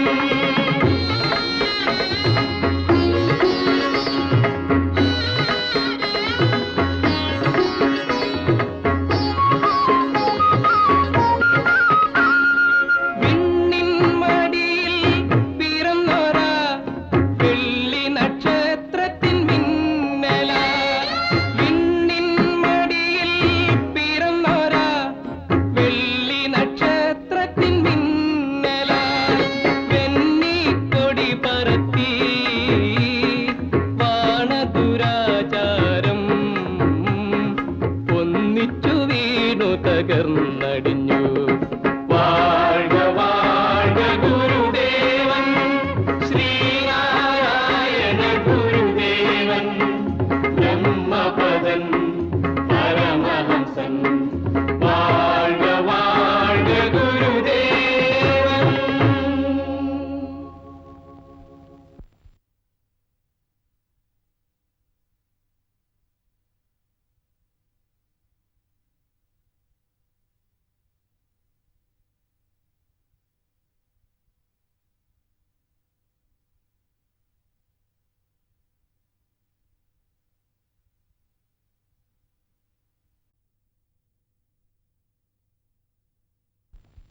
ഒരഭ്യർത്ഥനയുണ്ട് സ്വാമി. എന്താണ്? സ്വാമിയെ കാണാൻ സിലോണിൽ ആയിരക്കണക്കിന് ഭക്തജനങ്ങൾ തടിച്ചുകൂടും. സ്വാമി വെള്ളവസ്ത്രം മാറ്റി കാഷായ വസ്ത്രം ധരിച്ചാൽ കൊള്ളാം. കാഷായ വസ്ത്രം നാം ഇതുവരെ ധരിച്ചിട്ടില്ലല്ലോ. അതുകൊണ്ടൊരു ദോഷവും ഉണ്ടായിട്ടുമില്ല. വസ്ത്രത്തിലാണോ മഹത്വം? കുളമ്പിലുള്ളവർ ബുദ്ധമത വിശ്വാസികളാണ്. അവർക്ക് കാഷായ വസ്ത്രം ആരാധനാവസ്തുവാണ്. എങ്കിൽ ആവാം, വിരോധമില്ല. പിന്നെ കാഷായ വസ്ത്രത്തിന് ഒരു ഗുണമുണ്ട്. പൊടി തട്ടിയാൽ അറിയില്ല, അല്ലേ?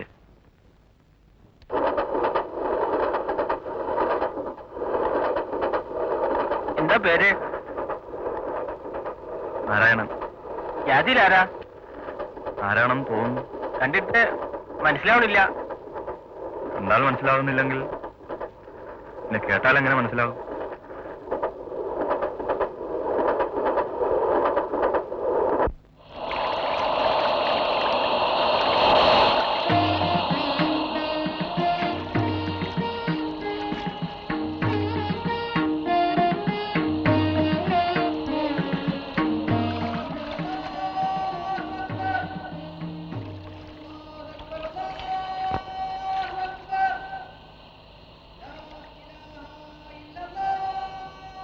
ആ കേട്ട ബാങ്കുകളുടെ അർത്ഥം അറിയാമോ? അറിയില്ല സ്വാമി. അറിഞ്ഞിരിക്കേണ്ടതല്ലേ? മകരവിധ നമസ്കാരത്തിനുള്ള ആഹ്വാനം. ദൈവം ഏറ്റവും മഹോന്നതനാകുന്നു എന്നാണ് അതിന്റെ തുടക്കം. ആരാധനയ്ക്കർഹൻ ദൈവം മാത്രമാകുന്നു, മറ്റാരുമില്ല എന്നാണ് അതിന്റെ അവസാനം.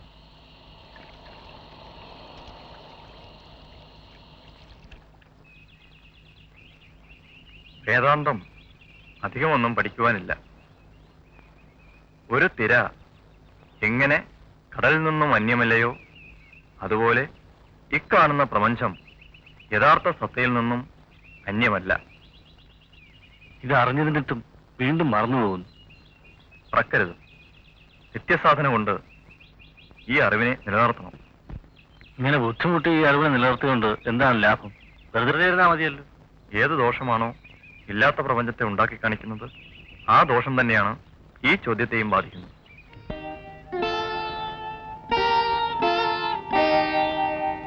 ത്തിൽ പുലയർക്ക് പ്രവേശനമില്ലെന്ന് പറയുന്നത് ശരിയാണോ? പുലയർക്കും പ്രവേശനം നൽകണമെന്ന് ഞങ്ങളിൽ ചിലർ വാദിച്ചു വന്നിട്ടുള്ളതാണ്. പക്ഷേ പ്രതികൂല അഭിപ്രായക്കാർ സമ്മതിക്കുന്നില്ല. യോഗത്തിൽ തന്നെ 2 ചേരിയായി. സ്വാമിയുടെ അഭിപ്രായം അറിഞ്ഞിട്ട് വേണം പുലയർക്കും ക്ഷേത്രത്തിൽ പ്രവേശനം നൽകുവാൻ.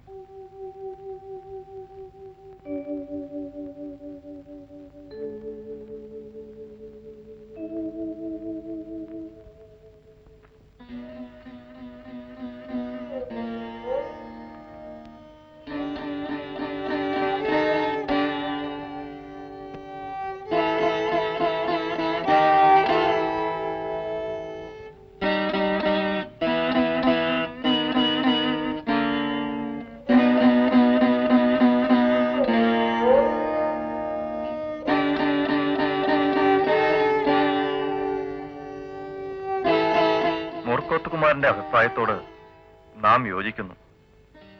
പുലയരെയും താണജാതിക്കാരെയും ക്ഷേത്രത്തിൽ പ്രവേശിപ്പിക്കാം.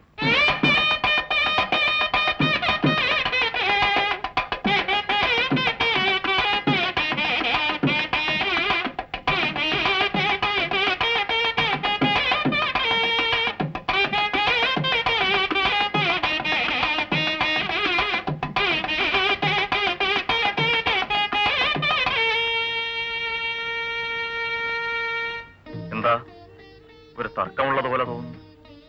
പ്രതിഷ്ഠയെ സംബന്ധിച്ച് ചിലർക്ക് അഭിപ്രായ വ്യത്യാസമുണ്ട്. ചിലരുടെ അഭിപ്രായം അന്ധവിശ്വാസത്തിലേക്ക് മടക്കി കൊണ്ടുപോകുന്നതാണ് വിഗ്രഹപ്രതിഷ്ഠ എന്നാണ്. വഴക്ക് വേണ്ട, പരിഹാരമുണ്ടാക്കാം. എല്ലാവർക്കും സമ്മതമാണോ? സമ്മതമാണ്. എന്നാൽ നമുക്ക് ഈ കളവങ്കോടം ക്ഷേത്രത്തിൽ ഒരു കണ്ണാടി പ്രതിഷ്ഠയാവട്ടെ. കണ്ണാടി പ്രതിഷ്ഠയോ സ്വാമി? അതെ, കണ്ണാടി കൊണ്ടുവന്ന് ഓം എന്ന് അതിന്റെ പുറകിൽ ചുരണ്ടി എഴുതണം. കണ്ണാടിയുടെ മുമ്പിൽ നിൽക്കുമ്പോൾ ഓരോ ഭക്തനും താൻ ദൈവത്തിന്റെ ഒരു അംശമാണെന്ന ബോധം വരും. ഭേദബുദ്ധി ഇല്ലാതാകും. 2 ഇല്ല 1 ഉള്ളൂ എന്നറിയും. കാലം വൈകിപ്പോയി, കേവലം ആചാര നൂലുകളെല്ലാം പഴകിപ്പോയി. കെട്ടി നിർത്താൻ കഴിയാതെ ദുർബലപ്പെട്ട ചരടിൽ ജനത നിൽക്ക. മാറ്റുവിൻ ചട്ടങ്ങളെ സ്വയം, അല്ലെങ്കിൽ മാറ്റുമതുകളീ നിങ്ങളെത്താൻ. സ്വാമി അഴിച്ചുവിട്ട കൊടുങ്കാറ്റാണ്. വായിക്കൂ. മാറ്റൊലി കൊണ്ടീ മൊഴി തന്നെ സർവദാ കാറ്റിരമ്പും നിന്നു കേരളത്തിൽ.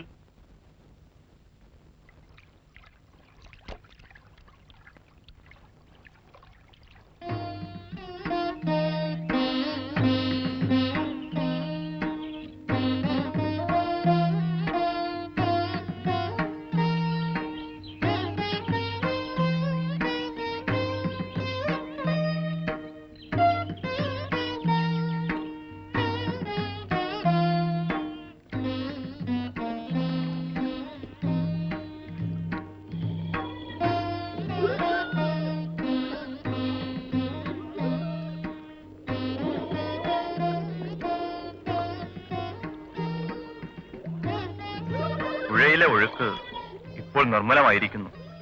മനസ്സിനും ശരീരത്തിനും ഒരുപോലെ ഉന്മേഷമല്ലുന്നതാണ് പുഴ. നമ്മുടെ ജീവിതവും ഇതുപോലെ തെളിഞ്ഞു വരേണ്ടിയിരിക്കുന്നു.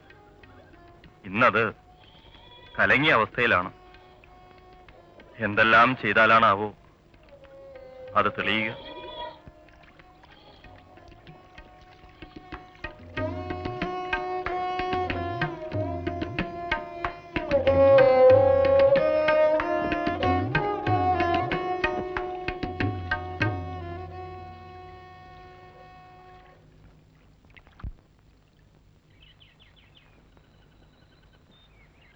എന്താ ഗോവിന്ദ, മിശ്രഭാവത്തെക്കുറിച്ചുള്ള തെറ്റിദ്ധാരണകൾ മാറിയോ? മാറി. എന്റെ വിവരക്കേടുകൊണ്ട് തെറ്റിദ്ധരിച്ചതാണ്. തിരുവുള്ളം കൊണ്ട് ക്ഷമിക്കണം. ഗോവിന്ദന് ബോധമുണ്ടായല്ലോ, അത് മതി. ആശാൻ പറഞ്ഞപ്പോൾ തന്നെ എനിക്ക് ബോധ്യമായി. സത്യവ്രത സ്വാമികളുടെ ഉപദേശം കൂടി കേട്ടപ്പോൾ വ്യക്തമായി. മറ്റുള്ളവർ പറഞ്ഞതുകൊണ്ട് മാത്രമല്ലല്ലോ, ഗോവിന്ദന് പരിപൂർണ വിശ്വാസം വന്നുകൊണ്ട് തന്നെയല്ലേ? അതെ സ്വാമി, സ്വാമിയുടെ ഉപദേശം കേട്ടപ്പോൾ ബോധ്യമായി. ജാതിഭേദവും മറ്റും ഒരർത്ഥവുമില്ലാത്തതാണെന്ന്. ഗോവിന്ദന് ഒരു പ്രായശ്ചിത്തം വിധിക്കട്ടെ നാം. അവിടുന്ന് കൽപ്പിക്കുന്നത് എന്തു തന്നെയായാലും ഞാൻ അനുസരിച്ചു കൊള്ളാം.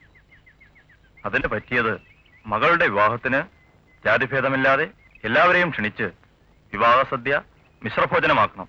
അങ്ങനെയാവാം. മേലിൽ എന്റെ വീട്ടിൽ എന്തെങ്കിലും വിശേഷ സദ്യ ഉണ്ടെങ്കിൽ അവിടെയൊക്കെ മിശ്രഭോജനമായിരിക്കും. നല്ലത്. വിവാഹം വലിയ ആർഭാടമായി നടത്തേണ്ട. മിശ്രവിവാഹത്തിനും മിശ്രഭോജനത്തിനും യാതൊരു കുഴപ്പവുമില്ല. നാം അതൊന്നും കൂടി ഉറപ്പായി പറയുന്നു. മതമേതായാലും മനുഷ്യൻ നന്നായാൽ മതി. സ്വാമി, ഞാൻ നാളെ പോകുന്നു.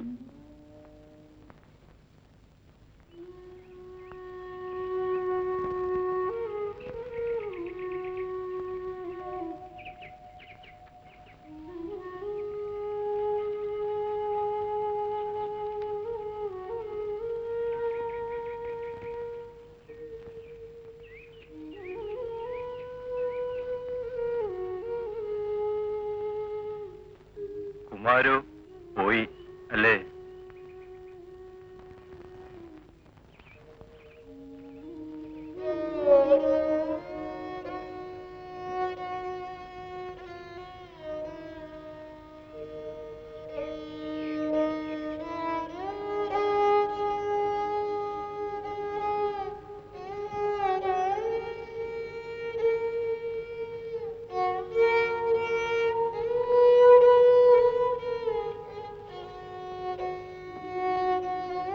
നമുക്കല്പം ഏകാന്തത വേണം.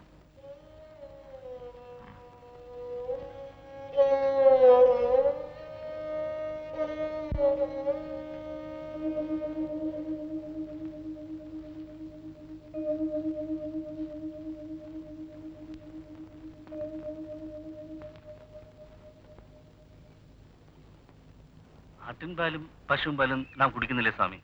പിന്നെന്താണ് അവയുടെ മാംസം ഭക്ഷിച്ചാൽ അതിൽ വല്ല തിരക്കേടുമുണ്ടോ? തിരക്കേടൊന്നുമില്ല. അമ്മയുണ്ടോ? ഇല്ല, മരിച്ചുപോയി സ്വാമി. എന്നിട്ട് കുഴിച്ചിട്ടോ അതോ തിന്നോ? മനുഷ്യൻ മരിച്ചാൽ ശവം ദഹിപ്പിക്കുന്നതോ കുഴിച്ചിടുന്നതോ നല്ലതെന്നറിഞ്ഞാൽ കൊള്ളാം സ്വാമി. ചക്കിലാട്ടി വളമായെടുത്ത് കൃഷിക്ക് ഉപയോഗിക്കുന്നതല്ലേ നല്ലത്? അയ്യോ, അത് സങ്കടമാണ് സ്വാമി. എന്താ, നോവുമോ?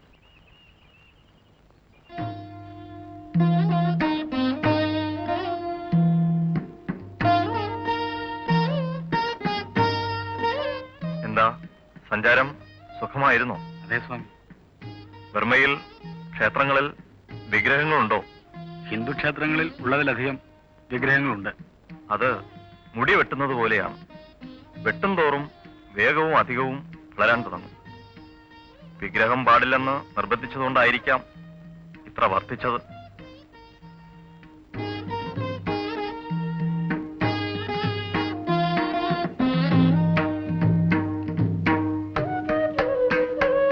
ഭയമുണ്ടാകുന്നത് എന്തുകൊണ്ടാണ്? അറിഞ്ഞുകൂടെ സ്വാമി? അറിഞ്ഞുകൂടെ? ആലോചിക്കാഞ്ഞിട്ടാണ്. രണ്ടുള്ളത് മൂലമാണ് ഭയമുണ്ടാകുന്നത്. മനസ്സിലായില്ല സ്വാമി. മറ്റൊരാളിൽ നിന്ന് അല്ലെങ്കിൽ മറ്റൊരു വസ്തുവിൽ നിന്ന് അല്ലേ ഭയമുണ്ടാകുന്നു? അതെ സ്വാമി. തന്നെത്താൻ ഭയപ്പെടുകയില്ലല്ലോ. ഇല്ല. അപ്പോൾ ഭയമുണ്ടാകണമെങ്കിൽ തന്നിൽ നിന്നും അന്യമായിട്ടൊന്ന് വേണം. ആ അന്യമാണ് രണ്ട്. അതിനാൽ രണ്ടാണ് ഭയത്തിന്റെ കാരണം. താൻ മാത്രമേ ഉള്ളുവെങ്കിൽ പിന്നെ ആരെ ഭയപ്പെടണം? മനസ്സിലാകുന്നുണ്ടോ? ഉണ്ട് സ്വാമി. സർവത്തെയും താനായി കണ്ട് ധന്യനാകണം. അതാണ് അദ്വൈത മതം. കാണിക്കപ്പെട്ടി ആരോ കട്ടോണ്ടുപോയി. അതിലെ പണമെല്ലാം കാണിക്കേട്ടവരുടെ പക്കൽ കുറേശ്ശെയായി കിടന്നിരുന്നെങ്കിൽ കള്ളൻ വളരെ ബുദ്ധിമുട്ടിപ്പോകുമായിരുന്നു അല്ലേ? എല്ലാം ഒന്നിച്ച് ഒരിടത്ത് കൂടിയപ്പോൾ അവന് എളുപ്പമായി. വേറെ കാണിക്കപ്പെട്ടിയില്ലേ? ഉണ്ട് സ്വാമി. അതെടുത്ത്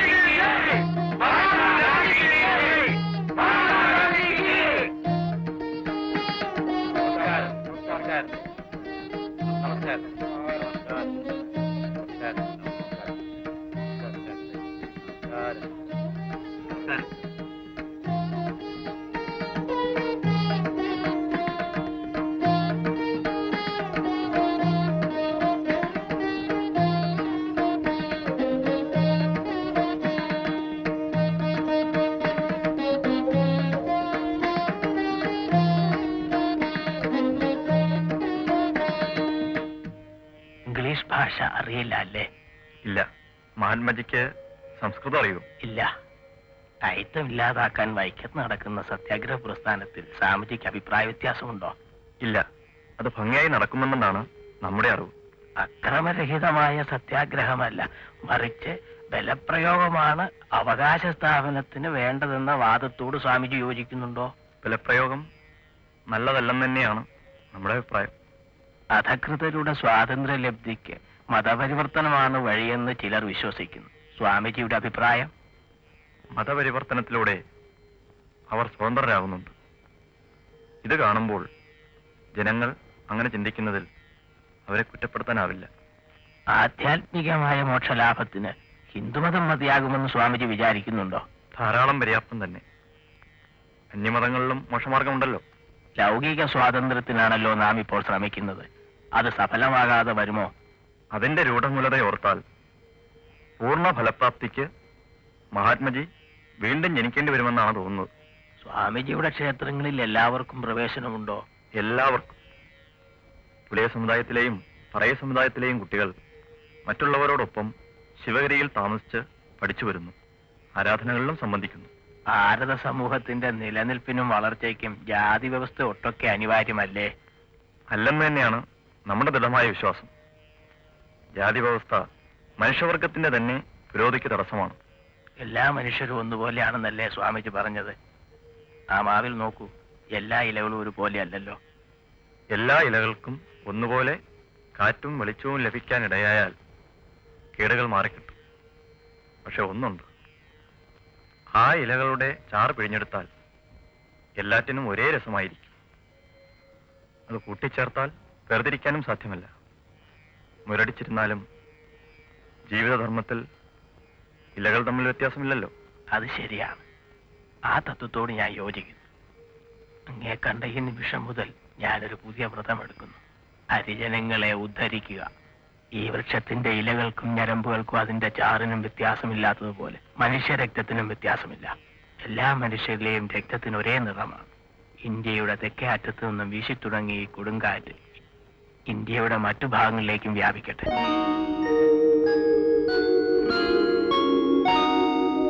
ദൈവമേ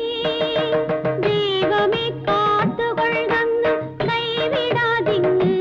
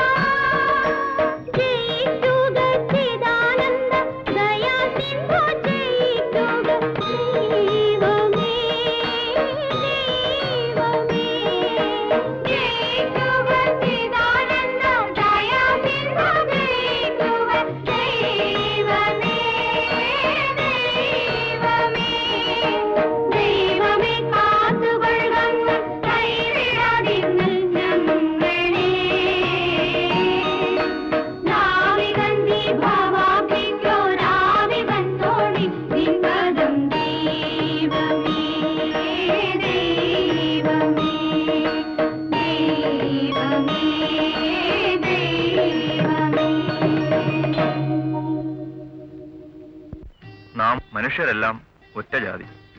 ബ്രാഹ്മണൻ, പുലയൻ, ഹിന്ദു, മുസ്ലിം, ക്രിസ്ത്യാനി എന്നിങ്ങനെ മതഭേദവും ജാതിഭേദവും മനുഷ്യൻ തന്നെ ഉണ്ടാക്കിയതാണ്. എല്ലാ മനുഷ്യരും ഒരുപോലെ ജനിക്കുന്നു, മരിക്കുന്നു. കറുത്താലും വെളുത്താലും മനുഷ്യരക്തത്തിന് ഒരേ നിറം, ഒരു വ്യത്യാസവുമില്ല. ഉണ്ടോ?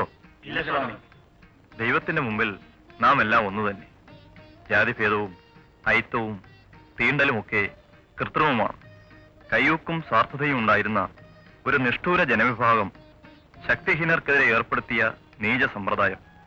സംഘടനയും ശക്തിയും ഇല്ലാതെ ഇത്രനാളും മർദ്ദിത വിഭാഗം എങ്ങനെയോ ഈ ഏർപ്പാട് സഹിച്ചു പോന്നു.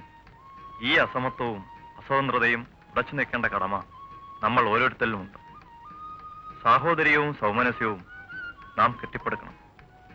അസമത്വം നീക്കാനുള്ള ഒരു മാർഗമാണ് മിശ്രഭോജനവും മിശ്രവിവാഹവും. എല്ലാ മതങ്ങളുടെയും ഉദ്ദേശം ഒന്നു തന്നെ. നദികൾ സമുദ്രത്തിൽ ചേർന്നാൽ പിന്നെ തിരക്കുഴിയെന്നോ നടുക്കടലെന്നോ ഉണ്ടോ? മതങ്ങൾ തമ്മിൽ പൊരുതിയാൽ ഒടുങ്ങാത്തതുകൊണ്ട് ഒന്നിന് മറ്റൊന്നിനെ തോൽപ്പിക്കാൻ കഴിയേയില്ല. ഈ മതപ്പോരിന് അവസാനമുണ്ടാകണമെങ്കിൽ സമബുദ്ധിയോടുകൂടി എല്ലാ മതങ്ങളും എല്ലാവരും പഠിക്കണം.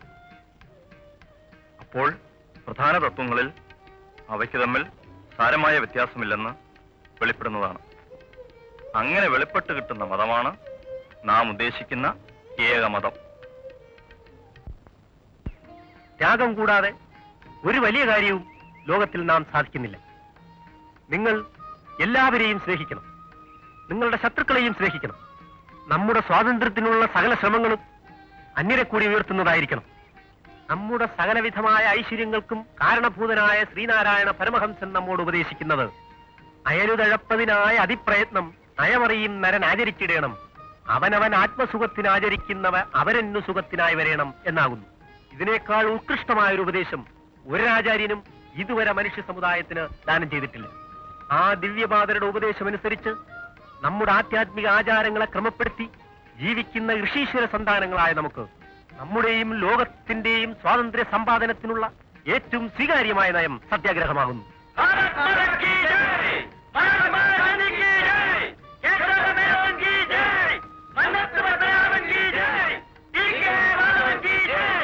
ഇത്ര പെട്ടെന്നൊരു വസ്യത്ത് എഴുതി വയ്ക്കാൻ തോന്നിയത്?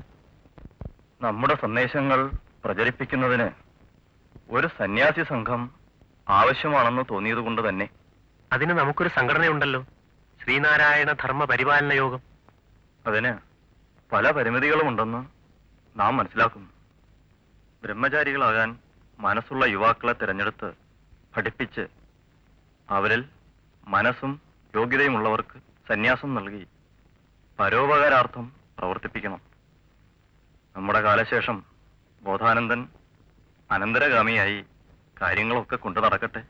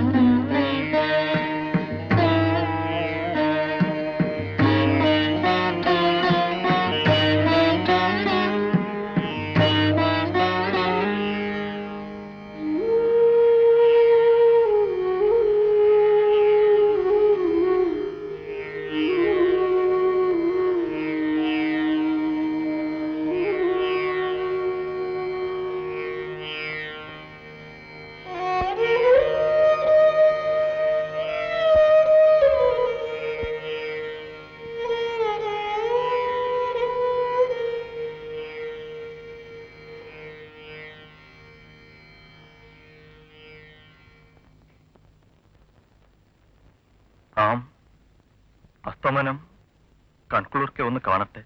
അവിടെ നിന്ന് എഴുന്നേൽക്കണ്ട, ഞങ്ങൾ എടുത്ത് നടന്നുകൊള്ളാം. നമുക്ക് നടക്കാൻ കഴിയുമല്ലോ. ഞങ്ങളുടെ ഒരാഗ്രഹമാണ്. ആയിക്കൊള്ളട്ടെ.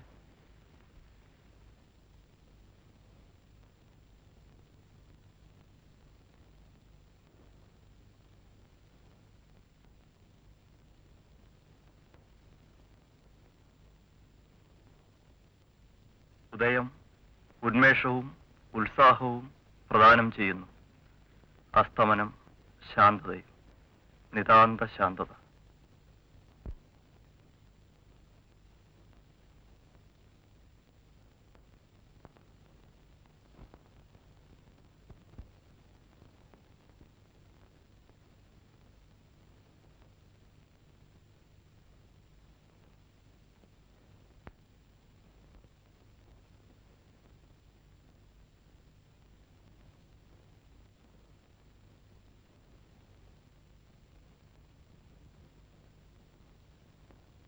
വ്യാഴ ഹോരയാണ്.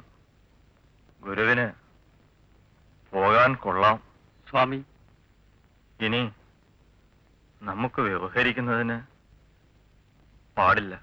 സ്വാമി, ആശ്രമത്തിലെ എല്ലാ അന്തേവാസികൾക്കും ആശ്രമത്തിൽ വന്നവർക്കും ഇന്ന് സദ്യ ഒരുക്കണം. അതിനു വേണ്ട ഏർപ്പാടുകൾ ചെയ്യൂ. സമാധിക്കുള്ള ഒരുക്കങ്ങളും ചെയ്തോളൂ.